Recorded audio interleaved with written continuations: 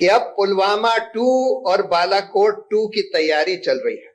और क्या तैयारी चल रही है, जो मुझे सुनने में मिला है, मैं उसको ऑथेंटिकेट नहीं कर सकता, ना ही ये बता सकता हूं कि किन लोगों ने मुझे बताया है कि पुलवामा 2 जो होगा वो अयोध्या मंदिर पर कोई अटैक होगा जो कि जैश ए मोहम्मद या अलकायदा होगा या करवाया जाएगा।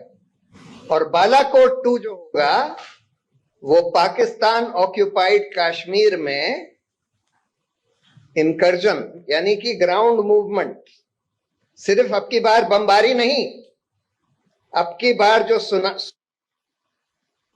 और मल्टीपल सोर्सेस से सुनने में आ रहा है कि अब की बार थोड़े से ग्राउंड ट्रूप्स भी भेजे जाएंगे। इसलिए नहीं भेजे जाएंगे कि हम पाकिस्तान ऑक्यूपाइड कश्मीर पर कब्जा कर लें, लेकिन ये दिखाने के लिए, जैसे बालाकोट में इन्होंने दिखाने की कोशिश करी कि भाई हमने पाकिस्तान के ऊपर बम गिरा दिए, वो बम से कुछ हुआ हो ना हुआ हो, बम कहां गिरे कुछ किसी को पता नहीं, लेकिन बम गिरा दिए और उसके आधार पर चुनाव बिल्कुल 2019 का पलट गया।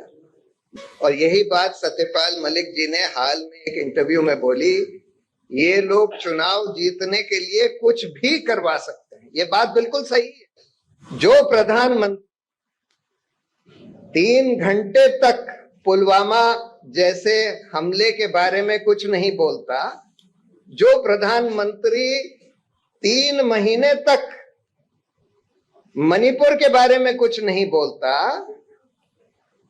और जिसके पिट्ठू एंकर खुशी से उछल जाते हैं जब हमारे 40 जवान शहीद हुए, वो लोग कुछ भी करवा सकते हैं, कुछ भी करवा सकते हैं।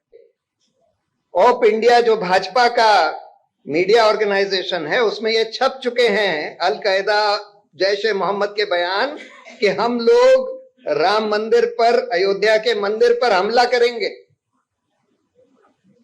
अब अगर उस पर आपने, सरकार ने सिक्योरिटी नहीं टाइटन करी, और इतनी नहीं टाइटन करी कि वहां पर हमला हो ही नहीं सकता, और फिर भी अगर हमला हो जाता है तो हम क्या मानेंगे कि हमला होने दिया गया कि हमला करवाया गया? और इसकी बहुत आशंका है। ये मानकर चलिए, अयोध्या नहीं तो कहीं और हो सकता है। उनको ये समझ में आ गया है कि ये चुनाव 2024 का ये हार रहे हैं। ये सारे के सारे संकेत साफ हैं कि 2024 का चुनाव हार रहे हैं, और एक ही तरह से जीत सकते हैं, या तो इस पूरे देश को मणिपुर बनवा दें, और उसकी तैयारी चल रही है। कल जो यहां हुआ नूह में, गुड़गांव में, कल जो हुआ ट्रेन पर, ये सब इन सब चीजों के संकेत दे रहा है कि इस देश को, पूरे देश को मणिपुर बनाने की पूरी तैयारी चल रही है।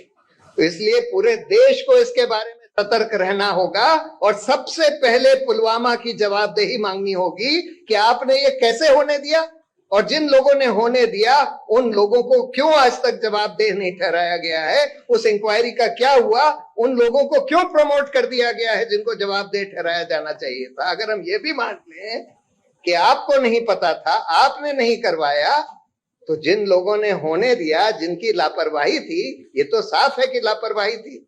आपने 11 इंटेलिजेंस अलर्ट्स इग्नोर किए, आपने स्टैंडर्ड ऑपरेटिंग प्रोसीजर वायलेट किया, और उसके बाद भी किसी की जवाबदेही नहीं तय होती है।